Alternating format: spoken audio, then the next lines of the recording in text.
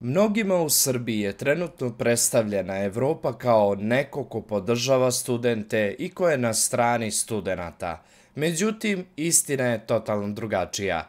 Istina je da je Evropa ista podržala samo otvaranje nove stranke u Srbiji i podizanje SNS-a, da su i Aleksandar Vučić i Tomislav Nikolić išli u Evropu, tada razgovarali sa Angelom Merkel i sa ostalim drugim članicama Evropske unije kako bi uspeli naravno da otvore novu stranku i da pokrenu SNS.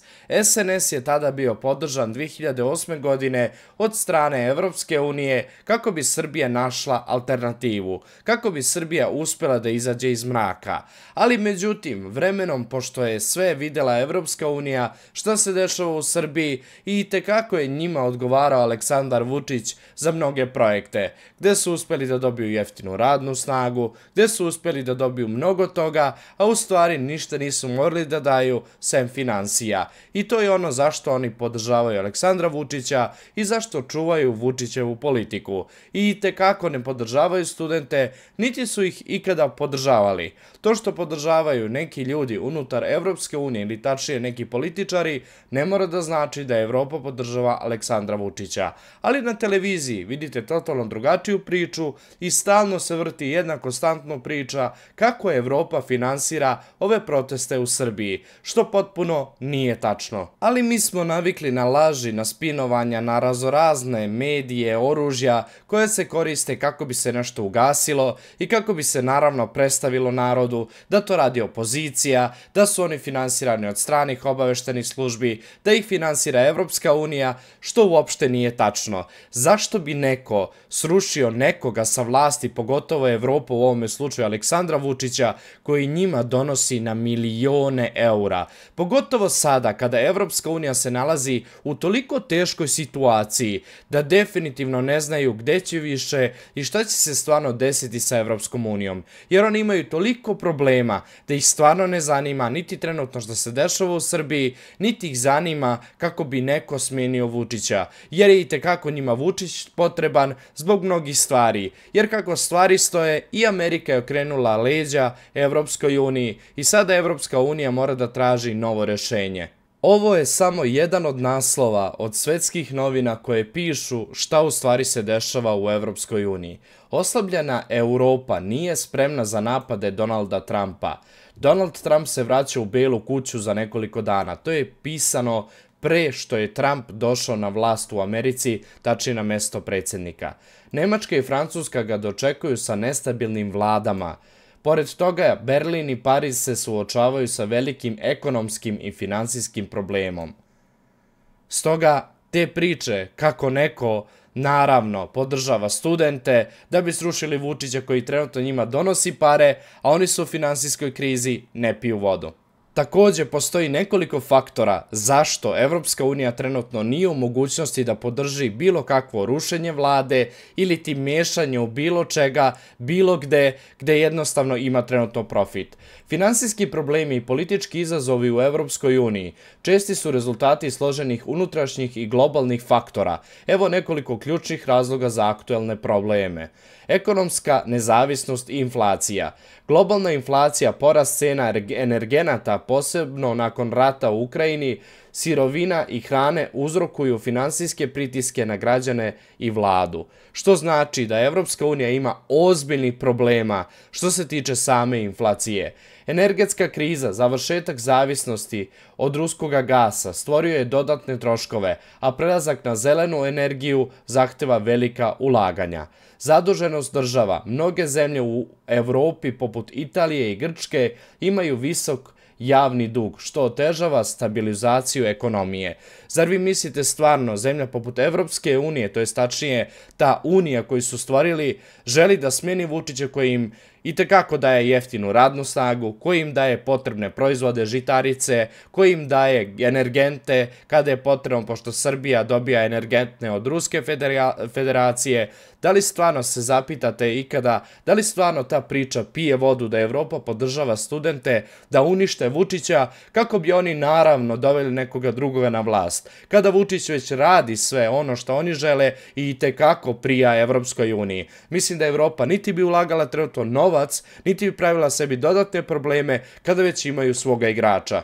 Također, Evropska unija ima unutar svojih vlada ili ti unije ima raspade vlada i političku nestabilnost. Rastuća društvena tenzija, nezadovoljstvo građana zbog ekonomske situacije poput rastućih troškova života, povećanje pritiska na vlade, slabljenje tradicionalnih partija, rast populističkih i ekstremnih stranaka, razbijanje koalicija i otežavanje donošenja odluka.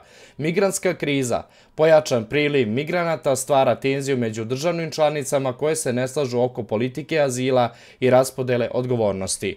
Tako da, mislim da vam je svima više nego jasno da oni trenutno imaju problema da sakupe svoje vlade, da sakupe svoje ljude, svoje političare, da bi mogli normalno da funkcionišu unutar Unije, da im definitivno nije do toga da rasipaju resurse i da idu da gledaju šta radi tamo neka Srbija. Kada opet kažem, od te Srbije i tekako debelo profitiraju.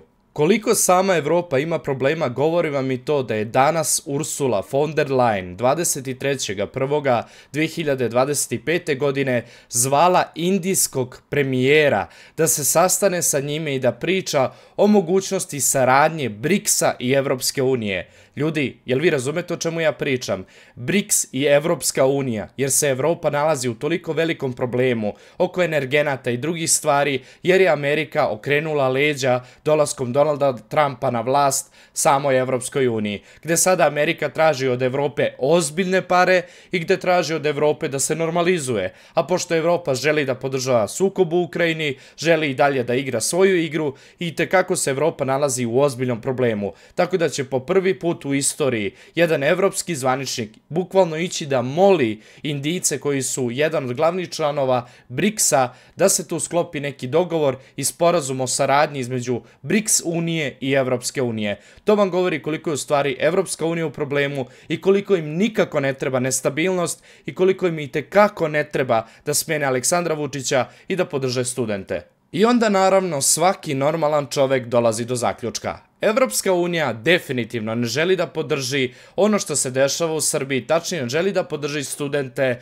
zato što oni hoće da slušaju čoveka koji njima samima garantuje stabilnost. Čoveku kome su dali ogromne novce kako bi naravno još više novaca izvukli iz Srbije i uspeli da naravno napreduju, da finansijsku dobit imaju, tako da nikako ne žele da podrže rušenje Aleksandra Vučića, jer Vučić je, opet govorim, njihov igrač, kao i Đilas i Tepićka i svi ostali. Svi su oni na jednoj istoj platnoj listi i svi zajedno idu u krug. Ali definitivno ono što je istina jeste da neki evropski političari podržavaju studente i slobodu govora, demokratiju, jer sa time što studenti rade tim protestima, iako neki vam pričaju da je to protivustavno, u stvari uopšte nije protivustavno, jer stoji u Ustavu, ono kao neki mali pasus tamo u ugovoru koji vam objašnjava u stvari da vi niste u pravu, gde vam kaže da Ustavom jeste zagarantovana svima sloboda kretanja i da niko ne sme da to blokira.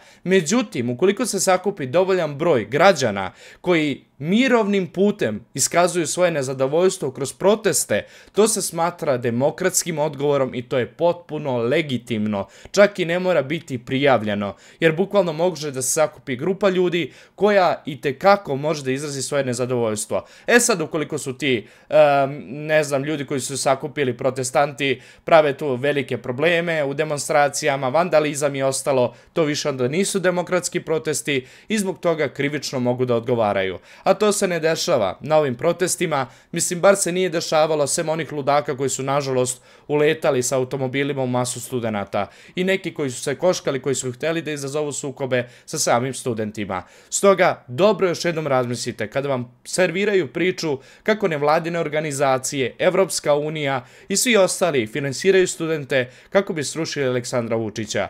Pogledajte ponovo videoklip iz početka, ove sve činjenice koje možete istražiti na internetu, pa onda stvarno vidite šta je laž, a šta je istina. Hvala svima još jednom koji podržavate moj rad, obavezno mi pišite dole komentar šta vi mislite o ovome svemu, a mi se vidimo u nekom sljedećem videoklipu. Do sljedećeg videoklipa, srdačan pozdrav!